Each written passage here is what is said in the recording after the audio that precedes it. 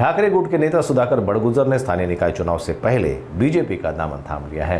इस पर प्रतिक्रिया देते हुए कांग्रेस प्रदेशाध्यक्ष हर्षवर्धन सपकाल ने बीजेपी पर निशाना साधते हुए बड़ा बयान दिया। उन्होंने कहा कि एक बार फिर साबित हो गया है कि भारतीय जनता पार्टी एक वॉशिंग मशीन है और निर्वाचन की कार्रवाई को रोकने के लिए ही बड़गुजर भारतीय जनता पार्टी में शामिल हुए हैं। भारतीय जनता पार्टी ही वॉशिंग मशीन असल्याचं हे पुन्हा एकदा सिद्ध झालं आणि यावेळेस त्या वॉशिंग मशीन मध्ये काळे कुट्ट व्यवसायाशी संबंधित असणाऱ्या लोकांनाही पांढरं शुभ्र करण्याचं हे भाजप असल्याचं पुन्हा एकदा सिद्ध झालं।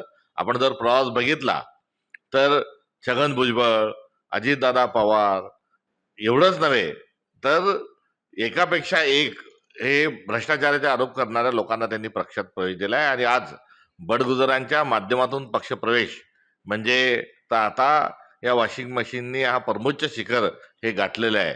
सलीम कुत्ताशी त्यांचे असणारे संबंध हे भारतीय जनता पार्टीच सांगत होती आणि आता त्यांनीच त्यांना आपल्या पक्षामध्ये भाजपचा दुपट्टा घालून पावन करून घेतलंय। एवढंच या निमित्ताने एकदा सिद्ध झालं आणि जे बावनकुळे साहेब आहेत या बावनकुळे साहेबांची आणि बडगुजरांची हे विशेष मैत्री आता निर्माण झालेली आहे।